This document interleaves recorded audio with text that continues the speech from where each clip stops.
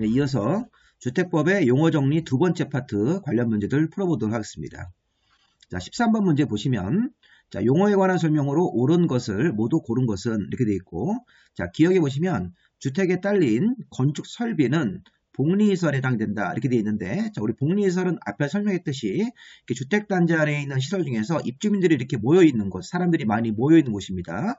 어린이 놀이터라든가 뭐 근린생활시설, 뭐 유치원 같은 것들이죠. 자, 건축 설비면 대표적으로 우리가 그 공동주택 안에 승강기 같은 설비, 승강기 같은 설비는 부대시설로 봐야 되겠죠. 입주민들이 모여있는 공간이 아니기 때문에 이 건축 설비는 승강기 설비 이런 것들인데, 전기 설비 이런 것들인데, 이런 것들은 부대시설로 봐야 됩니다. 이번 300세대인 국민주택 규모의 단지형 다세대는 도시형 생활주택이다. 도시형 생활주택에는 단지형 다세대를 포함하고 있는데, 도시형 생활주택을 건설할 때는 요건이 300세대 미만입니다. 300세대 미만이면 300세대가 들어가지 않고 299 이하 세대를 말하는 거기 때문에 300세대로 지으면 도시형 생활주택이라고 할 수가 없습니다. 틀렸죠? 자, 3번. 자, 디귿번. 민영주택은 국민주택을 제외한 나머지 주택을 말하는 거기 때문에 이게 이제 맞는 거네요. 정답에 이제 디귿번만 맞는 것으로 봐야 되기 때문에 2번을 정답으로 봐야 되겠습니다. 자, 이런 문제는 상당히 평이한 문제로서 이런 문제는 다 맞출 수 있어야 됩니다. 자, 14번 문제는 우리가 앞에서 본 문제랑 거의 형태가 같네요. 자, 주택법에는 주택단지라는 게 있는데 주택단지가 일정한 시설로 분리가 될 수 있습니다. 자, 그런데 이렇게 이게 각각의 별개의 단지로 볼 수 있는데 분리가 되어서 그 시설에 해당하는 것은 시설에 해당하지 않는 것을 찾는 것입니다. 주택단지가 일정한 시설로 분리가 됐을 때, 예를 들어서 주택단지가 있을 때 고속도로가 지나가는 경우, 그 다음에 자, 여기 보시면 일반 도로는 폭이 20m 이상이 돼야 되는 거죠. 철도는 폭이 없고 고속도로도 폭이 없습니다. 일반 도로는 폭이 20m 이상이 돼야 되고 자동차 저용 도로는 폭이 없는 거고 도시계획 예정 도로는 8m 이상만 지나가면 되기 때문에 문제는 항상 3번하고 5번입니다. 자동차 저용도로, 고속도로, 철도는 폭이 없이 폭을 따지지 않고 주택단지 안에서 이렇게 분리할 수 있는 시설이 되는 거고, 자, 일반 도로는 폭이 20m 이상이 돼야 되고 도시계획 이 정도로는 폭이 8m 이상이 되기 때문에 10m면 8m 이상에 들어가니까 이거는 분리할 수 있는 그런 도로가 됩니다. 근데 일반 도로는 폭이 20m 이상이 돼야 되니까 10m짜리 도로면 기준 미달인 그런 도로기 때문에 일반 도로가 10m짜리가 지나갔을 때는 그냥 여전히 하나의 단지로 봐야 되겠죠. 정답이 3번이 되겠습니다. 그 다음에 15번 문제가 이제 개정이 된 용어들을 반영을 해서 이제 수정을 했습니다. 자, 일단은 도시형 생활주택은 단지형 연립, 단지형 다세대, 아파트형 주택으로 여기 이제 1월 21일부터 개정이 됐습니다. 그러니까 기존까지는 소형주택이라는 게 있었는데 그게 아파트형 주택으로 이름이 바뀌었습니다. 자, 그럼 이제 일단 보시면 도시형 생활주택 중에서 아파트형 주택의 요건에 해당하는 것을 모두 고른 것을 해가지고 33회 문제인데, 자, 아파트형 주택이 되기 위해서는 요 니은번 조건이 자, 세대별로 독립된 주거가 가능하도록 욕실과 부엌이 설치돼야 된다. 그 다음에 지하층에 설치하면 안 됩니다. 자, 그 다음에 기역번하고 디귿번은 이게 다 폐지된 용어들입니다. 자, 과거에는 이 소형주택, 아파트형 주택이 60제곱미터 이하라는 조건이 있었는데 1월 21일 날 개정돼가지고 폐지가 됐고, 그 다음에 이 소형주택, 아파트형 주택이 30제곱미터 미만일 때는 욕실과 부엌을 제외하고 하나의 공간이다. 이것도 2024년도 3월 달에 다 폐지된 용어입니다. 그래서 현재 우리가 이 도시형 생활주택 중에서 단지형 연립, 단지형 다세대, 소형주택 중에서 소형주택이 아파트형 주택으로 개정이 됐고 이름이 이 아파트형 주택으로 되려면 이 니은번 요건하고 리얼번 요건만 맞추면 아파트형 주택으로 인정이 됩니다. 기역하고 디귿번은 개정이 돼가지고 다 폐지가 됐습니다. 정답은 요거 3번으로 보셔야 됩니다. 이 3번만 현재 지금 남아있는 규정이고 기역하고 디귿번은 다 폐지가 됐으니까요. 정답은 3번으로 보시는 게 맞겠습니다. 자, 도시형 생활주택은 자, 공동주택의 규제를 완화한 것이라고 생각하시면 되는데 도시형 생활주택을 지을 때는 조건이 한 번에 300세대 미만으로 지어야 되고, 자, 세대당 국민주택 규모를 맞춰서 한 세대당 이 전용면적으로 85제곱미터 이하로 지어야 되고, 장소는 도시 지역에서 짓는 이 세 종류의 주택이 도시형 생활주택입니다. 이 세 가지를 모두 맞추고 종류는 세 종류가 있고, 단지형 연립, 단지형 다세대, 아파트형 주택이라고 우리가 설명을 해야 되고, 이 아파트형 주택은 우리 1월 21일 날 개정이 돼가지고 다음의 요건을 모두 갖추면 되기 때문에 A번하고 B번 요건인 세대별로 욕실과 부엌이 설치가 되어야 되고 지하층에는 설치하지 않아야 된다. 이 조건만 남고 나머지는 다 폐지가 됐습니다. 그래서 우리가 이 도시형 생활주택 세 종류를 반영을 해서 이 기출문제를 개정을 해가지고 문제를 풉니다. 자, 정답 볼게 3번으로 확인하시고요. 16번에 보시면 주택법상 용어에 관한 설명이다. 틀린 것은 자, 우리 건축법 시행령에 따른 다세대 주택은 공동주택에 해당이 됩니다. 그렇죠? 우리 주택법상 공동주택 안에는 아파트, 연립, 다세대가 포함됩니다. 기숙사는 포함되지 않고요. 자, 그 다음에 우리 건축법상, 자, 건축법에 나오는 오피스텔은 주택법상 준주택에 해당이 되나요? 맞습니다. 준주택에 해당이 되는 것이죠. 그래서 우리가 주택법상 준주택은, 자, 주택법상 주택은 아니지만 주거 용도로 이용이 가능한 건물 4종류를 모아놓은 겁니다. 그래서 우리가 다중생활설, 노인복지주택, 오피스텔, 기숙사라는 4가지 건물이 준주택에 들어가는 것입니다. 자, 그다음 세 번째, 자, 주택단지 안에 해당하면서, 자, 토지가, 주택단지 안에 해당하는 토지가 폭이 8m 이상의 도시계획 예정도로 분리가 되면 각각 별개의 단지로 주택단지가 이제 분리가 되는 것이죠. 그래서 보시면 맞습니다. 일반 도로는 폭이 20m 이상 도로로 분리가 되면, 자, 각각 별개의 주택단지가 되는 것이고, 자, 도시계획 예정도로면, 이거는 폭이 8m 이상만 나오는 도로로 분리가 되면, 분리된 토지를 각각 별개의 단지로 보는 것입니다. 자, 맞죠? 자, 자전거 보관소는 입주민들이 모여있는 공간이 아니기 때문에 이거는 우리 부대시설로 봐야 됩니다. 자전거 보관소는 주택단지 안에 설치된 시설인데, 부대시설로 봐야 되겠죠. 자, 도로상하수도 전기, 가스통신 지역난방은 주택단지 안의 기간시설입니다. 우리 예전에 이제 간선시설 설명할 때 이 6가지가 기간시설인데 6가지 기간시설을 주택단지 바깥에 연결하는 부분이 간선이기 때문에 일단은 간선시설 하기 전에 이 6가지 종류가 기간시설이라고 우리가 설명할 수 있어야 됩니다. 자, 도로상하수도 전기 한번 끊고 가스통신 지역난방 이렇게 이거를 좀 정리하시기 바랍니다. 자, 주택단지 안의 도로, 상하수도, 전기 그 다음에 가스, 통신, 지역난방은 주택단지 안에 있는 기간시설이다. 이렇게 먼저 설명을 할 수 있으셔야 됩니다. 자, 정답은 지금 4번이 정답이겠죠. 17번 문제.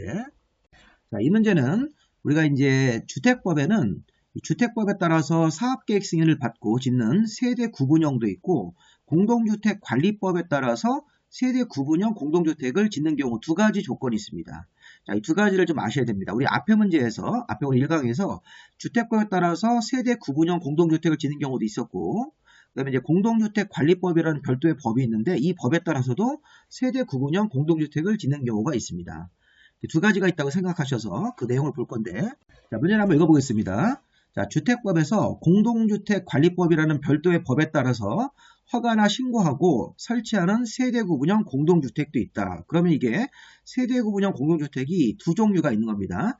주택법에 따라서 사업계획 승인을 받아서 짓는 것도 있고 지금처럼 공동주택관리법에 따라서 허가라는 걸 받고 나서 세대구분형 공동주택을 짓는 2종류가 있는데 자, 주택법이 아닌 공동주택관리법에 따라서 세대구분형을 지을 때는 어떤 요건이 모두 맞아야 되는지 그런 것들도 규정이 되어 있습니다. 자, 그걸 낸 건데 자, 어쨌든 보면 지문을 보시면 자, 하나의 세대가 통합할 수 있도록 세대 간의 연결문이라든가 경량구조 경계벽을 설치할 것. 자, 요거는 공동주택관리법상 세대 구분형의 요건이 아닙니다. 요건 아닙니다. 이거는 주택법으로 사업계획 승인을 받아서 짓는 세대 구분형에 대한 요건이기 때문에 기억은 지금 안 맞습니다. 자, 2번째. 자, 구분된 공간의 세대수는 기존 세대를 포함해서 2세대 이하여야 된다. 요거는 맞고요. 그 다음에 세대별로 구분된 각각의 공간마다 욕실과 부엌, 그 다음에 출입문을 설치할 것. 자, 이게 현관이 아닙니다. 출입문입니다. 그래서 세대별로 주인 쪽 세대하고 월세 쪽 나가는 세대하고 욕실과 부엌과 출입문 같은 것들을 설치하면 되고, 그 다음에 구조, 화재, 소방, 피난 같은 안전 기준도 충족을 해야 됩니다. 자, 지금 니은, 디귿, 리을은 공동주택관리법에 따라서 세대구분형 공동주택을 지을 때 해당되는 요건이 맞습니다. 근데 기억은 안 돼서 일단 정답을 보시면 일단 4번으로 보시게 되어 있습니다. 니은, 디귿, 리을만 공동주택관리법에 따라서 세대구분형을 지을 때 지을 수 있는 기본 조건이 되는 것입니다. 자, 정답은 4번으로 체크하시고 이거 보충학습이 필요합니다. 자, 우리 앞에 강의에서 주택법에 따라서 세대구분형 공동주택을 짓는 요건이 있다. 자, 세대구분형 공동주택은 뭡니까? 자, 어떤 아파트 같은 공동주택을 내부를 이렇게 칸을 막아서 구분 생활할 수 있게 별도의 공간을 만들어주고 구분 소유권은 따로 부여할 수 없는 그런 주택인데 세대 구분형 공동주택이 주택법에 따라서 사업계획 승인을 받아서 지을 때는 이게 보십시오. 세대별로 주인 쪽 세대하고 월세 쪽 나가는 세대하고 별도로 욕실, 부엌, 현관이 있어야 된다. 현관. 자, 그 다음에 세대 간의 연결문이라든가 경량구조, 경계벽으로 이렇게 구분을 해줘야 된다. 그 다음에 세대 구분형 공동주택 세대수가 전체 세대수의 3분의 1을 넘지 않아야 된다. 그 다음에 세대에 구분된 그 각각의 전용면적 합계가 전체 주택단지 전체 전용면적의 3분의 1을 넘지 않을 것. 그래서 면적 3분의 1, 세대수 3분의 1, 경량구조, 경계벽, 그 다음에 세대별로 욕실, 부엌, 현관 같은 게 있어야 되는데 이거는 주택법에 따라서 사업계획 승인을 받아서 짓는 세대 구분형인데 자, 우리 좀 전에 문제를 푼 건 뭡니까? 공동주택관리법으로. 공동주택관리법에 따라서 허가 같은 걸 받아가지고 세대 구분형을 하나를 더 질 수 있다는 겁니다. 자, 공동주택관리법으로 세대 구분형을 지을 때는 이렇게 돼 있어요. 자, 보시면 기존 세대수를 포함해서 두 세대 이하를 맞춰야 된다. 그 다음에 세대별로 구분된 각각 공간마다 욕실과 부엌, 현관이 아니네요. 출입문을 설치해 주면 되는 것입니다. 욕실과 부엌과 출입문 앞에는 현관을 썼다고요. 여기 보시면. 그래서 이게 주택법으로 짓는 세대구분형 공동주택하고 공동주택관리법에 따라서 허가받고 짓는 거라고 조건이 약간 달라지는 게 있죠. 자, 그 다음에 세 번째 요건은 세대구분형 공동주택 세대수가 전체 세대의 10분의 1을 넘지 않아야 되고 한 동에서도 한 동 전체 세대수의 3분의 1을 넘지 않아야 됩니다. 이렇게 전체 세대수의 10분의 1을 넘지 않고 한 동에서 세대 구분형으로 지어지는 숫자가 3분의 1, 한 동 전체의 3분의 1을 넘지 않아야 되고 구조라든가 화재, 소방 같은 안전기준에 충족해야 된다. 아까 문제에서 이거 4번하고 2번하고 1번을 우리가 선택해가지고 그거를 답을 내신 겁니다. 보시면 이런 조건을 맞춰가지고 공동주택관리법으로 세대 구분형을 지을 때는 앞에 주택법에 따라서 사업계획 승인받고 짓는 요건하고 좀 다른 점이 있으니까 그런 부분들을 한번 이렇게 유념을 해서 한번 정리해 보시기 바랍니다.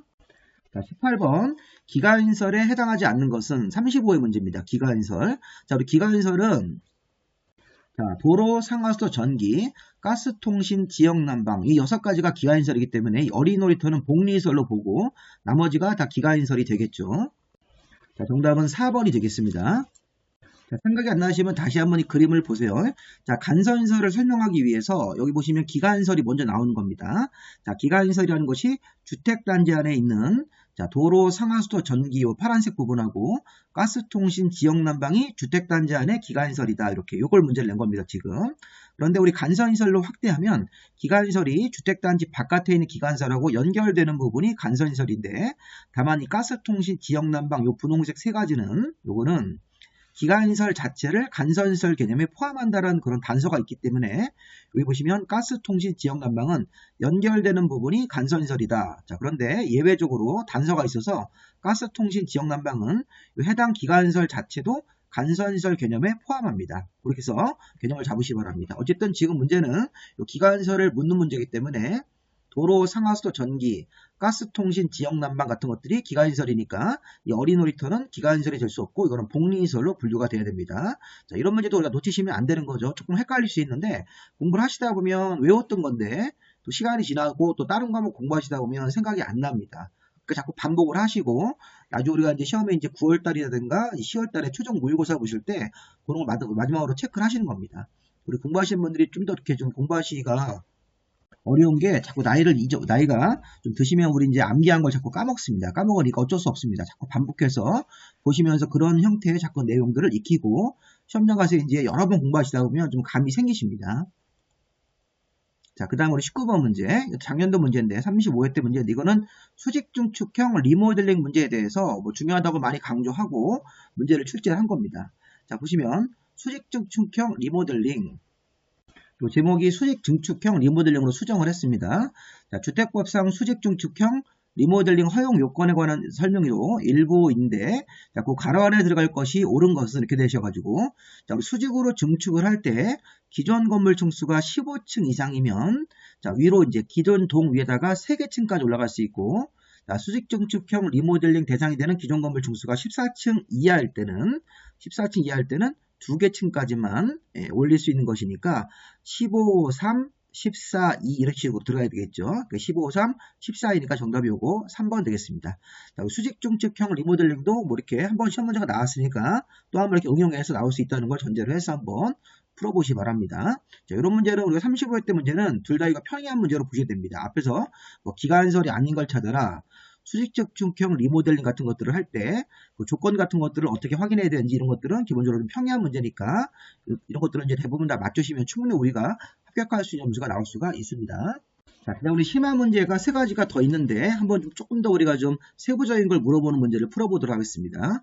자, 주택법상 국민주택 등에 관한 설명이다. 옳은 것은 그래서 국민주택도 내고 또 다른 것도 섞어서 낸다는 얘기인데, 자, 민영주택은 국민주택 이외의 주택이 민영주택이기 때문에 민영주택이라도 국민주택 규모 이하로 건축되면 국민주택에 해당된다 그러시면 안 됩니다. 그냥 국민주택 사이즈의 민영이라고 불러야 되는 것이지, 우리 민영주택에 대한 정의가 뭐였나요? 국민주택을 제외한 나머지가 민영이니까 민영주택이라도 사이즈가 이렇게 국민주택 규모를 맞췄더라고 하더라도 국민주택이 될 수는 없는 것입니다. 그냥 국민주택 규모의 민영주택이라고 불러야 되겠죠. 자, 두 번째, 토지주택공사가 수도권에서 주거 전용면적 한 세대당 80제곱미터인 아파트로 지으면 국민주택에 해당이 되는 것이죠. 국민주택 정의에 맞습니다. 우리 국민주택이라는 게 국가나 지자체나 토지주택공사나 지방공사가 건설하면서 85제곱미터 이하로 지으면 국민주택 사이즈를 맞추고 공공사업주체가 지었을 때 국민주택이 될 수 있는 요건이 맞습니다. 요거 지금 국민주택의 첫 번째 요건이 맞는 것이고, 하나가 더 있죠. 우리 국민주택이 되려면 국가나 지방자치단체의 재정 또는 주택도시기금 지원을 받아서 국민주택 규모를 맞춰서 짓는 것도 우리 국민주택이 될 수가 있는 것입니다. 자, 국민주택 두 종류는 다시 한번 좀 확인해 보시고요. 세 번째, 자, 지방자치단체의 재정으로 나왔네요. 지방자치단 재정으로 자금 지원을 받고 국민주택 규모로 지으면 국민주택이 되는데, 자, 지방자치단체 재정 지원을 받아서 건설되는 주택이 국민주택이 될 때 국민주택 규모를 맞추면 되는 것이지, 이 재정 한도가 뭐 몇 퍼센트 이상 지원을 받는다 이런 조건들은 없는 겁니다. 자, 이런 조건들은 가상으로 만들어내는 겁니다. 그래서 지방자치단체의 우리 법에, 주택법에 지방자치단체의 재정 같은 것들을 지원받고 국민주택 규모로 지으면 국민주택이다 이렇게 표현하고 있지, 몇 퍼센트 이상 지원을 받아라라는 지원의 어떤 한도 같은 것들은 정해져 있지 않습니다. 자, 4번. 자, 다세대 주택의 경우에는 다세대 주거 전용 면적이 건축물의 바닥 면적에서 지하층 면적을 제외하고 나머지가 다 주거 전용 면적으로 볼 수가 있는 것이 아닙니다. 이게 이제 우리가 조금 더 세부적으로 주거 전용 면적을 물어보시는 건데, 자, 지하층뿐만 아니라 복도, 현관, 계단 이런 면적들을 다 빼는 겁니다. 또 관리사무소 같은 면적이 있으면 그것도 다 빼는 것이지, 다세대 주택에서 주거 전용 면적을 따질 때 건축물의 바닥 면적에서 빼야 되는 공용 면적이 여러 가지가 있기 때문에 지하층 면적만 빼고 나머지 바닥 면적을 전용 면적으로 보는 것이 아니라 지하층뿐만 아니라 빼야 될 게 더 많습니다. 자, 우리 다세대 주택 같은 경우에 복도, 우리 공동으로 쓰는 복도, 공동 현관 같은 거, 계단 같은 면적, 그 다음에 관리사무실, 지하층 이런 것들을 다 빼서 최종적으로 주거 전용 면적을 따지는 것입니다. 이제 설명을 드리겠습니다. 보충 설명을. 자, 아파트의 경우 복도나 계단 등이 있는 아파트 지상층에 있는 공용 면적은 주거 전용 면적에서 제외가 되는 것입니다. 그리고 지상에 있는 복도라든가 계단 같은 부분은 우리 공용이 사용하는 부분이기 때문에 이 공용 면적을 주거 전용 면적에서 제외를 해야 되는 것이죠. 옳은 건 우리가 이제 2번을 정답으로 봐야 되겠네요. 민영주택이 국민주택이 될 수는 없고, 또 2번이 토주택공사가 지으면서 주거 전용 면적을 80을 맞추면 85 이하이기 때문에 국민주택이 맞습니다. 그다음에 재정지원 같은 걸 받아서 짓는 국민주택도 있는데 몇 퍼센트 이상 받는다는 그런 조건은 없습니다. 4번하고 5번에 대한 설명을 좀 드릴 건데요. 보충 설명으로.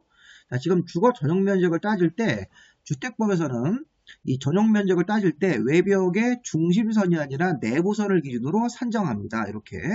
자, 이게 우리 건축법이랑 다르죠. 우리 앞에서 우리 건축법 기출문제를 풀 때는 바닥 면적이나 건축 면적 같은 거 계산할 때 어떤 벽이라든가 외벽의 중심선인데, 주택법에서 이 전용 면적 같은 거를 계산할 때는 외벽의 내부선을 가지고 측정을 합니다. 자, 그리고 자, 주거 전용 면적을 따질 때 세부 기준이 있는데, 자, 지금 보시면 두 세대 이상이 공동으로 사용하는 부분으로서 다음원 하나의 공용 면적 등은 제외하고 나머지 면적 가지고 이 전용 면적을 계산합니다. 이게 보십시오. 빼야 되는 게 뭐가 있냐면 복도, 계단, 현관 이런 공동주택의 지상층에 있는 공용면적도 빼고, 자, 요것뿐만 아니라 이 기역번뿐만 아니라 지하층하고 관리사무소 같은 공용면적도 다 제외합니다. 그러니까 쉽게 얘기하면 기역분하고 니은번을 모두 다 빼고 나머지 면적으로 이 주거 전용 면적을 산정한다, 이렇게 생각하시면 되겠습니다. 그래서 우리가 주거 전용 면적은 요 기역번에 있는 공용 면적하고 니은번에 있는 이런 지하층하고 관리사무소 같은 공용 면적을 모두 제외하고 그 남는 면적으로 우리가 기본적으로 주거 전용 면적을 산정한다고 보시면 되겠습니다. 자, 두 번째 시험 문제로 가보겠습니다. 그리고 30회 때 문제인데요. 이것도 뭐 주택단지, 뭐 단독주택, 공동주택에 대한 종류 이런 것들을 물어보는 거니까 우리 앞에서 배운 문제를 이렇게 섞어서 또 문제를 출제한 겁니다. 자, 주택법상 용어 설명으로 옳은 것은, 자, 주택단지에 해당하는 토지가 폭이 8m 이상의 도시계획 예정도로 분리가 되면 각각 별개의 단지로 보는 것이죠. 맞습니다. 도시계획 예정도로는 8m 이상이고 일반 도로는 폭이 20m 이상만 분리가 되고, 뭐 철도나 고속도로, 자동차 정도로는 폭 같은 거 없이 지나가면 그 도로가 통과하면 별개의 단지로 분리가 되는 것입니다. 단독주택에는 다가구가 포함되지 않는다가 아니라 포함이 돼야 되죠. 단독주택 안에는 말 그대로 한 세대가 살고 있는 단독주택, 그 다음에 다중 다가구라는 게 포함되어 있으니까 공간은 포함되어 있지 않죠. 그래서 단독주택이라는 용어 안에는 단독, 다중, 다가구라는 게 포함되고 공간은 제외합니다. 그 다음에 이제 공동주택에도 아파트 연립, 그 다음에 다세대가 포함되는 것이지 기숙사는 포함되지 않습니다. 항상 우리가 주택법에서 단독주택이라는 용어를 만나면 그 안에 세 가지가 들어가 있다. 세부 건물로. 그래서 한 세대가 거주하는 단독도 있고 다가구하고 다중주택이라는 게 들어가는 겁니다. 공간은 포함되지 않습니다. 주의할 점은 건축법에서 단독주택을 물어볼 때는 그 공간까지 포함해가지고 네 종류로 그거를 개수를 세야 됩니다. 그리고 주택법상 공동주택에도 아파트 연립, 다세대 주택이 포함되고 기숙사는 포함되지 않습니다. 이때도 건축법으로 공동주택을 물어볼 때는 그때는 요 기숙사까지 포함해가지고선 네 종류로 개수를 세야 됩니다. 이게 이제 우리가 건축법하고 주택법하고 차이입니다. 이런 것도 우리가 놓치지 않으셔야 됩니다. 그 다음에 주택법상 주택이란 세대원이 장기간 독립된 주거 생활을 할 수 있는 건물 전부 일부뿐만 아니라 부속토지까지도 주택법상 주택 개념에 포함시킵니다. 자, 그 다음 우리 어린놀이터, 근린생활시설, 유치원, 주민운동까지는 여기까지는 사람들이 많이 모여있는 복리설입니다. 그 부대에서 무조건 틀렸습니다. 복리설이고 지역 난방, 공급설 같은 경우는 이거는 기간시설로 봐야 되기 때문에 부대시설로 들어가는 것은 여기 없습니다. 없기 때문에 이것도 틀린 지문으로 보셔야 됩니다. 자, 어린놀이터, 근린, 유치원, 주민운동까지는 복리시설이고 지역 난방, 시설 같은 경우는 이거는 기간시설로 보기 때문에 여기에 해당되는 부대시설에 포함되는 것은 개수가 없습니다. 이 안에서. 이런 식으로 보셔가지고 정답을 우리가 이거 1번으로 봐야 되겠죠? 1번이 아까 맞는 용어입니다. 주택단지에 대한 정확하게 분리가 되는 그런 도로를 정확하게 표현하고 있네요. 마지막으로 심화 3번 문제 풀겠습니다. 자, 용어에 관한 설명으로 옳은 것은 여기 있는 것도 다 우리가 앞에서 본 것들이니까 간단하게 확인할 수 있겠습니다. 자, 우리 건축법상 다중생활시설이 고시원인데 이게 이제 면적이 500 미만이면 2종은생이고 500제곱미터 이상이면 숙박설인데 그 두 개 다 포함해서 모두 다 준주택에 해당이 되는 것입니다. 준주택에 해당하지 않는다고 그러시면 틀립니다. 자, 주택도시기금 지원을 받아서 건설 개량되고 자, 1세대당 전용 면적이 84제곱미터면 국민주택 규모인 85제곱미터 이하를 맞추고 기금 지원을 받은 거기 때문에 국민주택에 해당이 됩니다. 이게 맞죠? 85제곱미터 이하니까 84제곱미터면 국민주택 규모를 맞췄고 기금 지원도 받았기 때문에 국민주택 요건을 맞춘 겁니다. 2번이 맞는 거네요. 자, 간선시설이란 도로, 상하수도, 전기, 가스통신, 지역난방을 말한다고 그러시면 안 되죠. 자, 도로, 상하수도, 전기, 그 다음에 한번 끊고 가스통신, 지역난방은 주택단지 안의 기간시설이다. 이 기간시설 6종류를 주택단지 바깥에 연결시켜주는 부분이 간선이기 때문에 그 연결된다는 말이 없이 이 6종류만 말할 때는 이거는 원칙적으로 기간시설로 봐야 됩니다. 자, 방범설비는 입주민들이 모여있는 공간이 아니기 때문에 이건 부대시설로 봐야 되니까 복리시설 틀립니다.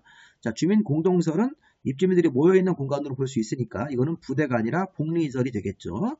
정답이 요거 2번을 정답으로 보시면 되겠습니다. 자, 여기까지 우리 마무리 하시고요. 자, 상대적으로 이 용어 부분은 좀 평이한 부분이기 때문에 주택부에서 한두 문제가 나왔을 때 맞출 수 있게끔 기본적인 우리 내용들을 좀 숙지하시고 문제를 풀어보시기 바랍니다. 자, 우리 교재 같은 경우는 이렇게 제가 네이버 밴드에다가 올려놨으니까 무료로 파일 형태로 받으셔가지고 공부하실 때 참고로 이렇게 활용하시기 바랍니다. 자, 여기까지 마무리하겠습니다. 수고하셨습니다.